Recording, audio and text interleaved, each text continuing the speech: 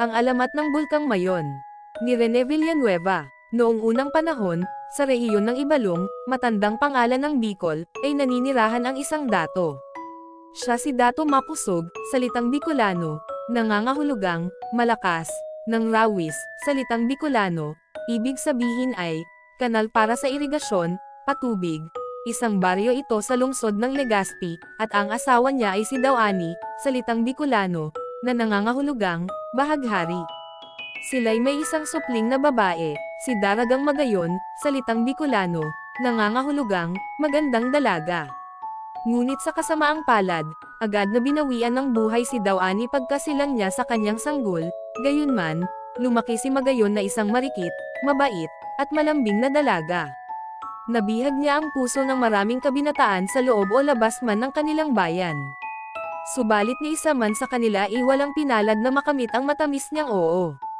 Maging ang magandang lalaki't mapagmalaking sipag-tuga, salitang Bicolano, nangangahulugang, pagputok ng bulkan, isang mahusay na mangangaso at makapangyarihang dato ng Iraga, salitang Bicolano, ibig sabihin ay, sa kapatagan. Iriga, Camarines Sur ito sa kasalukuyan, na laging nagpapadala ng mga regalo, gaya ng ginto, perlas, at mga hayop sa ama ni Magayon, ay hindi napaibig ang mayanhing dalaga, hanggang sa dumating ang isang lalaking nagngangalang Ulap sa bayan ng Rawis. Tahimik na binata ngunit matapang na mandirigma, si Ulap ay anak ni Dato Car Ilaya, matandang Bicolanong katawagan sa rehiyon ng Timog Katagalugan. Naglakbay siya nang naglalakad lamang patungo sa Ibalong sapagkat ninanais niya lamang masilayan ang napapabalitang kagandahan ni Daragang Magayon. Hindi tulad ng ibang mga manliligaw na pawang mapupusok at may hangin sa ulo, matiyagang naghintay ang tahimik na si Ulap ng pagkakataong ligawan ang dilag. Sa loob ng maraming araw, mga panakaw na tingin lamang ang kanyang nagagawa. Lagi niyang sinusundan ngunit minamasdan lamang mula sa malayo si Daragang Magayon tuwing maliligo ito sa Ilog Yawa, isang ilog sa Rawis. Gayunman, hindi nagtagal at dumating din ang magandang pagkakataong maipakilala ng sumisinta ang kanyang sarili sa lihim na sinisinta. Gabi noon, kararaan lamang ng isang matinding pagbuhos ng ulan, subalit nagtungo pa rin si Magayon sa ilog para maligo, gaya ng dati. Habang lumalangoy, biglang nagkaroon ng isang malakit malakas na agos sa ilog na ikinapahamak ng dalaga. Parang kidlat namang nagtungo si Ulap sa kinaroroonan niya at siya ay sinagip mula sa tiyak na kamatayan. Binuhat ng makisig na binata ang nahintakutang dilag at dinala sa lupa. Ang mga nahintakutan ding katulong ni Magayon ay napatunganga lamang sa dalawa pag-ahon nila sa tubigan, anupat nagsimula roon ang kwento ng pag-iibigan ni Magayon at ni Ulap. Sinundan ang gabing iyon ng ilang mga araw na pagkikita at pagniniig sa pagitan ng dalawa, dumating ang isang umaga, nagpasya na si Ulap na magtungo sa bahay ni na Magayon. Inihagis niya ang kanyang dalang sibat sa tapat ng hagdanan para ipahiwatig na nais niyang pakasalan ang dalagang naninirahan doon. Pinapasok siya ni Dato Mapusog sa bahay. "Ano ang iyong pakay, binata?" tanong ng Dato.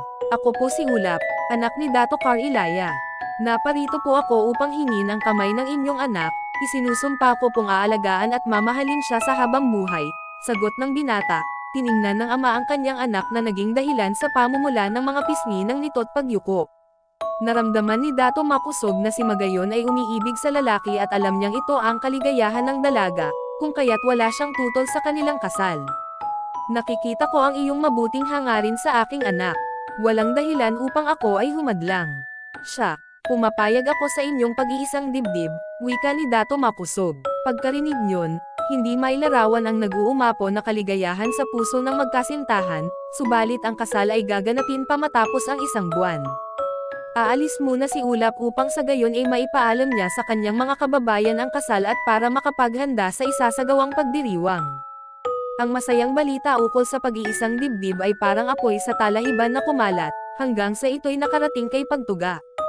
Galit na galit ang dato ng Iraga.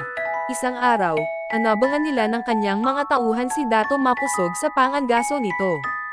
Dinakip nila ang matanda at ipinarating kay Magayon na kung hindi siya magpapakasal kay Pagtuga, papatayin nila ang kanyang ama at gigiyarahin nila ang Rawis. Labag man sa kanyang kalooban, pumayag si Magayon sa kagustuhan ni Pagtuga. Mabilis na itinakda ang araw ng kanilang kasal. Ngunit nakaabot kay Ulap ang mga pangyayari. Inihinto niya ang ginagawang mga paghahanda sa kasal sa kanyang bayan at tinipon niya ang pinakamatatapang na mandirigma. Dali-dali silang nagtungo sa rawis at tamang-tama lamang ang kanilang pagdating sa araw ng kasal ni Pagtuga. Nagkagulo sa pagdiriwang, at napatay ni Ulap si Pagtuga. Ang masayang si Magayon naman ay tumakbo at niyakap si Ulap. Sa kasamaang palad, nataman ng isang ligaw na palaso ang dalaga.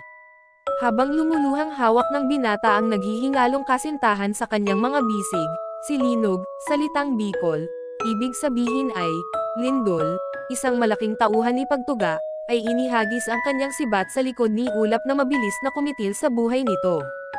Sa sandaling iyon, si Dato Makusog naman ay binigwasan ng malakas si Linog at sinaksak ito ng kanyang minasbad, salitang Bicolano, matalas na bolo na ginagamit bilang sandata o pangkatay. Labis na nalungkot at hindi nakapagsalita ang mga tao dahil sa trahedyang kanilang nasaksihan, ang kasiyahan ng pagdiriwang ng kasalan ay napalitan ng paghihinagpis at pagdadalamati sa mga namatay. Ang luhaang si Dato Makusog ay naghukay ng libingan para kina Ulap at Magayon at doon ay inilibing niya ang magkasintahan. Sa pagdaan ng mga araw, ang lupang pinaglibingan sa dalawa ay niyanig ng mga lindol at iyon ay tumaas na kalawnay naging sanhi ng pagkakabuo ang isang bundok. Ang bundok ay may butas sa gitnang naglalaman ng naglalagablab na mga bato at apoy. Ayon sa matatanda, ang mga paglindoldo ay gawa ni Pagtuga, sa tulong ni Linog, na ginugulo ang bulkan sapagkat ninais nitong mabawi ang mga regalong kanyang ibinigay sa dalaga. Dahil sa isang tradisyon, ang mga bagay na pag-aari ni Magayon, na inihandog ni Pagtuga, ay isinamang ilibing sa kanya, sabi ng mga matatanda, sa mga araw na natatakpan ng mga ulap ang tuktok ng bulkan, iyon daw ay dahil sa hinahalikan ni Ulap si Magayon. Kung mangyari man ang ulan na siyang masuyong pumapatak at dumadaloy sa libis ng bulkan, iyon ay sa pagluha ni Ulap. Sa pagtagal ng panahon, ang pangalan ng bulkan na Magayon ay pinaikli at naging Mayong-Umayon na lamang sa kasalukuyan. Ang magandang hugis nito ang siyang nagpatanyag sa bayan ng Albay.